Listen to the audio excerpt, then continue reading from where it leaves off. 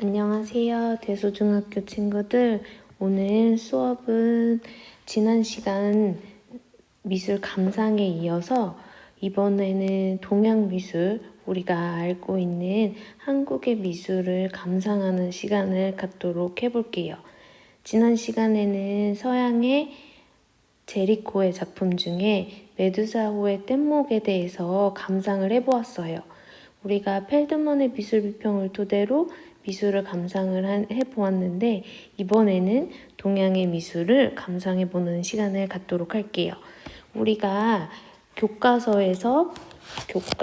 미술 1이 있어요. 미술 1에 72페이지, 73페이지 찾아서 보면 될 것 같아요. 자, 그럼 친구들 한번 찾아보고 선생님도 한번 교과서를 보도록 할게요. 선생님은 68쪽. 자, 우리 친구들 교과서가 이렇게 나와 있을 건데 선생님이랑 같나요? 자, 우리 10단원에 전통회화 즐기기라는 것이 있어요. 자, 우리가 전통회화 즐기기에서 어떤 것을 배울 수 있는지 한번 차근차근 보도록 할게요. 자, 첫 번째 부분에서 한번 여기 볼게요. 전통회화의 여러 가지 표현, 농담은 먹색의 짙고 흐림의 정도를 말한다. 농담은 짙고 흐림을 말한다 라고 해요. 또 먹과 섞이는 물의 양에 따라 농담이 달라지는데 이러한 농담의 효과를 이용하여 사물의 형태와 원근, 질감 등을 다양하게 표현할 수 있다 라고 써 있어요. 자, 여기서 우리가 중요하게 볼 말은 농담이라는 단어예요. 농담이 먹색의 짙고 옅음을 말한다. 자, 여기 한번 볼까요? 녹묵은 진한 먹색, 단묵은 연한 먹색. 이렇게 해서 농담이라고 말할 수가 있어요. 자, 두 번째, 농담의 효과를 이용해서 사물의 형태와 원근, 질감 등을 다양하게 표현할 수 있다라고 말했는데 우리가 한번 어떻게 표현이 되는지 보도록 할게요. 자, 여기 보면은 이계호라는 조선시대 화가 중에 포도도라는 작품이에요. 이 조선 중기에는 이런 포도도라는 것이 많이 그림이 그려졌어요. 포도도는 알알이 많이 맺혀 있기 때문에 다산을 상징을 하는 그러한 소재예요. 그래서 우리가 포도를 그린다는 것은 많이 자손을 번창하게 하고 또 자손을 많이 낳아서 집안에서 훌륭한 인물이 태어나길 바라는 그러한 상징성이 나타난다고 알 수 있어요. 자, 이 작품을 한번 농담이 어떻게 나타나는지 한번 볼게요. 자, 이 작품에서 앞에 있는 포도 색깔이 어떤 거는 진하고 어떤 거는 흐려요. 그쵸? 그리고 포도의 잎도 진하고 흐린 것이 나타나요. 그래서 농담이 잘 나타난다라고 볼 수 있어요. 그리고 이렇게 먹색의 변화가 뚜렷하기 때문에 여기 아까 말했던 대로 원근이 잘 나타나요. 원근이 뭘까요? 원근은 가깝고 멀고의 의미예요. 그래서 가까운 것은 진하게 나타날 수 있고요. 먼 것은 흐리게 나타날 수가 있어서 원근이 잘 나타난다 라고 이 작품을 볼 수가 있어요. 자, 작품의 설명을 한번 읽어볼게요. 먹의 농담과 몰골법의 표현, 포도줄기의 힘찬 동세와 먹색의 변화가 풍부한 포도잎, 알알이 농담을 조절하여 그린 포도알 등에서 능숙한 문법을 엿볼 수 있다라고 설명이 쓰여 있어요. 자, 우리가 한번 보면 작품 우리가 지난 시간에 펠드먼의 미술 감상을 보았는데 여기서도 그러한 뉘앙스를 우리가 배울 수가 있을 것 같아요.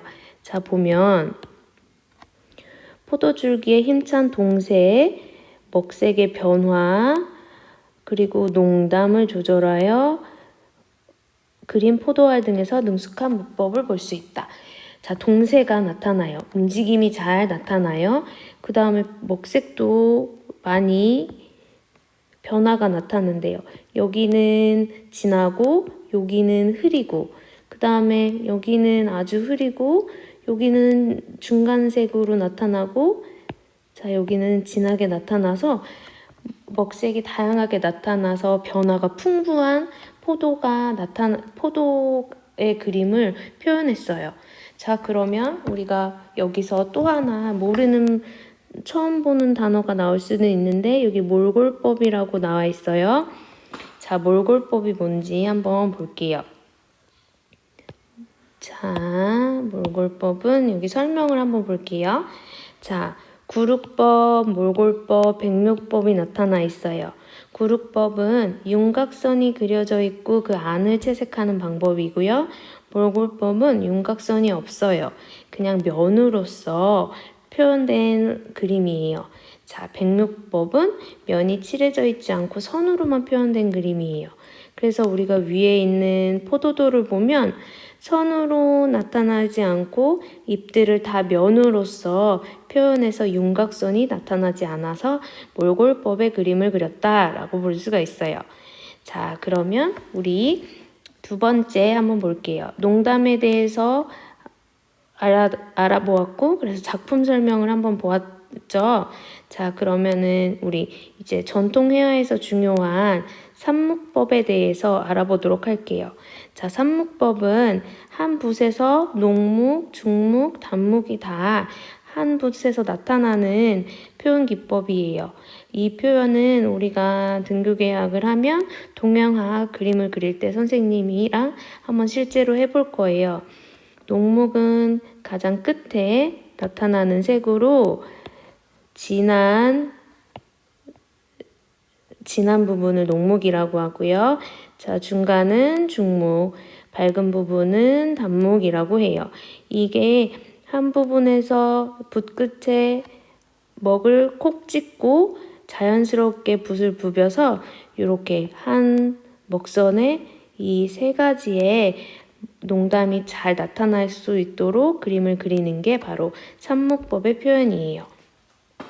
자, 우리가 기초적인 전통 회화의 작품 표현 방법 아니면 감상에서 표현되는 단어들을 한번 알아보았어요. 자, 우리가 하나 더 보여지는 게 여기에 여백이라는 단어가 선생님 눈에 딱 띄네요. 여백이라는 것은 그림이 그려져 있지 않은 빈 공간을 여백이라고 해요. 이 동양화에서의 여백은 무한한 공간감을 잘 나타내주는 그런 특징이 있어요. 자, 우리가 기초적인 동양 회화에 대해서 표현을 좀 알아봤다면 실제로 작품을 한번 감상을 한번 해볼 거예요. 자, 이번 감상도 똑같이 우리가 펠드먼의 미술 비평으로 한번 알아보도록 할게요. 자, 우선 이어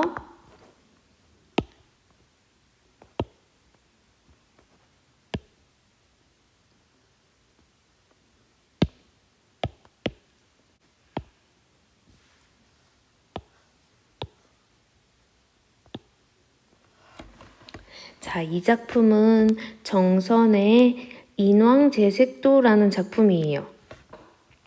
자, 우리가 펠드먼의 미술 비평 한번 떠올려 볼게요. 첫 번째 서술 단계에서 봐야 될 게 작품의 가장 기본적인 제목이나 작가의 이름, 또한 재료, 작품 크기, 제작 시기, 그 다음에 외형적으로 읽어지는 그런 모습들이라고 했어요. 그러면 이 작품에서 봤을 때 이 작품은 정선이라는 조선 후기 작가의 작품이에요.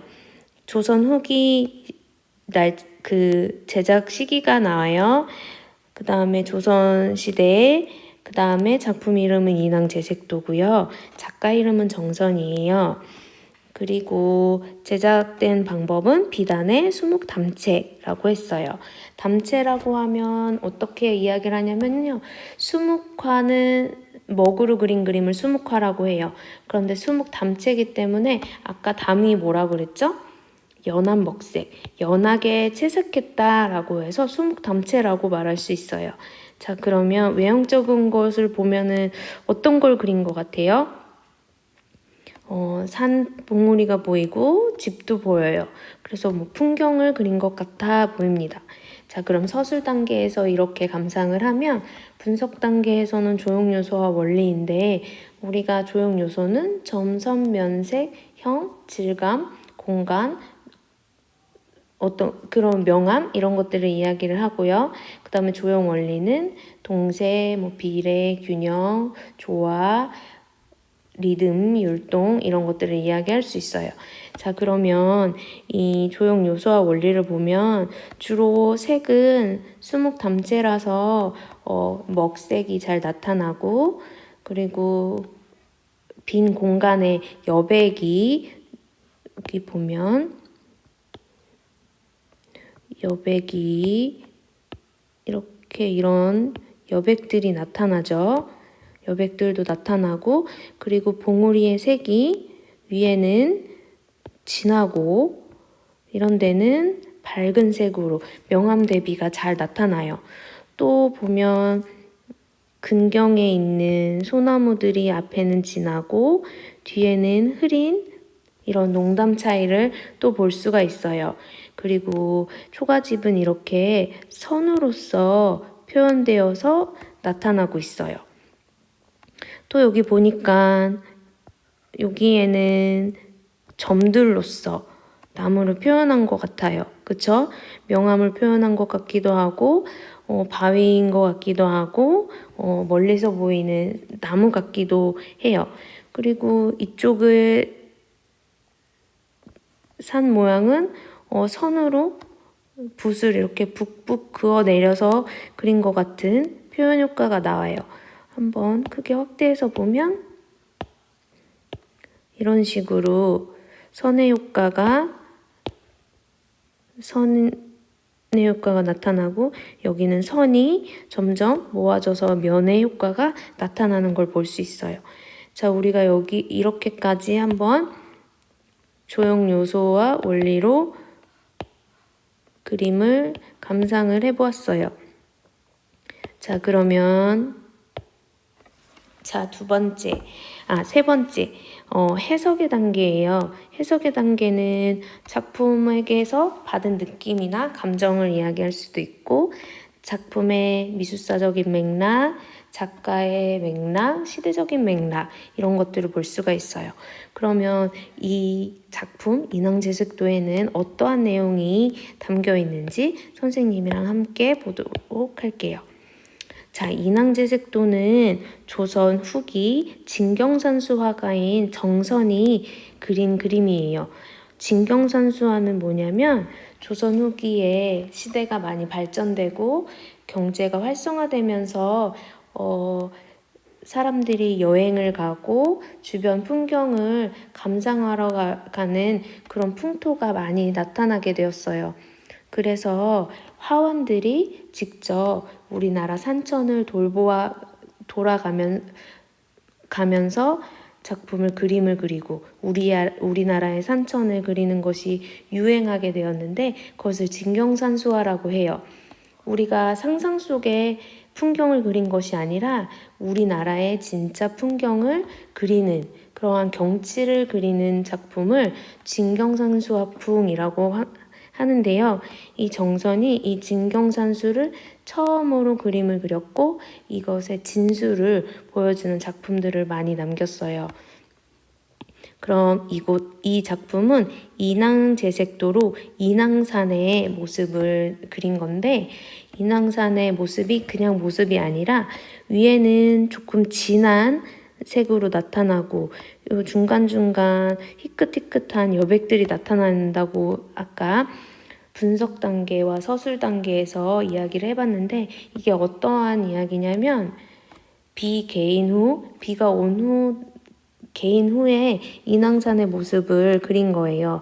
그래서 안봉이 비에 젖어서 짙은 색으로 나타나고 이 중간에 여백이라고 말한 부분은 연무 현상이에요. 비가 내려서 습기 차서 하늘로 그 산 중턱에 이렇게 안개가 쌓인 그런 모습을 그림으로 정선이 그린 거예요. 그래서 산들이 여기 보면 여기를 보면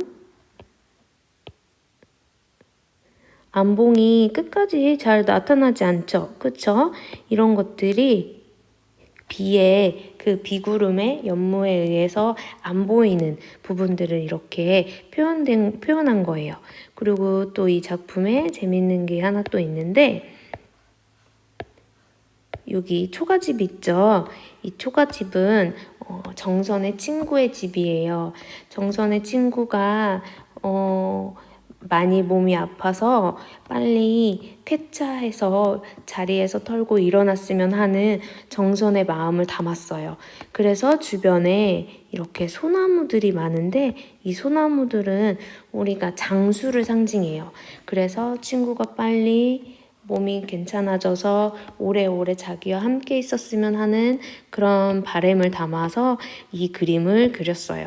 그러면 우리가 조선 후기라는 시대적인 맥락도 볼 수 있고 정선 작가의 친구를 위해서 그림을 그렸던 이런 작가의 맥락도 알 수가 있어요. 이 작품은 미술사적으로 굉장히 의의가 높은 작품이에요. 이 작품은 우리가 조선 후기의 진경산수로서 훌륭하다고 볼 수가 있고요. 또한 그 시대적인 우리나라의 모습, 인왕산의 모습을 담았기 때문에 역사적으로 의의가 있는 그런 작품이에요. 그러면 이러한 것들을 쭉 감상해 봤을 때 우리가 판단을 내려보면 작품이 매우 훌륭하다고 볼 수 있고 다양한 미적인 표현과 미적 효과로 구도도 안정되어 있고 작품의 농담, 이 전통 회화의 농담이 잘 나타나 있어서 대비가 뚜렷해서 우리가 봤을 때 거리감, 원근, 형태 이런 것도 잘 알아볼 수 있고 또한 작품에 담긴 뜻이 매우 의미가 있어서 높은 가치를 갖고 있는 그런 작품이다 라고 볼 수 있어요. 자, 그러면 우리가 한번 적어볼게요. 자, 작품 제목은 인왕제색도예요. 인왕산을 그린 작품이고 작가 이름은 정선이다. 자, 우리가 서술 단계에서 분석, 해석, 판단. 자, 하나씩 살펴볼게요. 자, 서술 단계에서 아까 봤듯이 제목은 인왕제색도, 작가 이름은 정선, 그 다음에 비단의 수묵담체. 자, 분석 단계에서는 농담 대비가 뚜렷하고 여백이 두드러지며 여백을 통해 연모 현상이라고 했죠. 이거를 잘 볼 수 있고 그 다음에 점의 표현, 선과 면의 표현으로 나무, 돌 등을 나타냈다라고 보여져요. 자, 해석은 아까 말했듯이 자, 정선의 친구 쾌차를 비는 작품이다 라고 볼 수 있고요. 조선 후기 유행한 진경산수 화풍이다 라고 볼 수 있어요. 우리의 산천을 소재로 그린 그림이다 라고 볼 수 있어요. 그래서 우리가 미술사적으로 매우 가치 있고 의미 있는 작품이다. 왜냐하면 매우 가치 있다. 당시 인왕산의 모습이 담겼기 때문에 우리가 지금의 모습과 그때의 모습이 차이를 가지고 있을 수도 있잖아요. 근데 이전의 모습을 모르면 그 차이를 모를 텐데 우리는 당시의 인왕산의 모습을 정선의 작품에서도 알 수 있어요. 이런 것을 사료적인 가치가 있다라고 말할 수 있어요. 그리고 의미 있는 작품이다 라고 보는 것은 조선 후기 미술의 특징, 유행을 알 수 있다.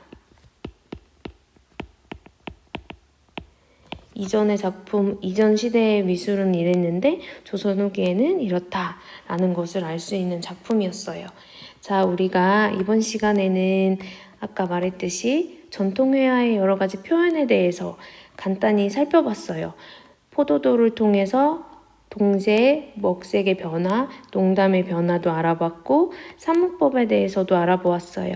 그런 다음에 이러한 표현 방법을 토대로 우리가 정선의 인왕제색도를 감상해 보았어요. 그러면 이번 시간에는 우리가 동양의 작품이 지난 시간에 배웠던 서양의 작품과 감상이 어떻게 달라졌는지 이해하는 그런 시간으로 갖도록 하면 좋을 것 같아요. 그럼 오늘 수업은 이만 마칠게요.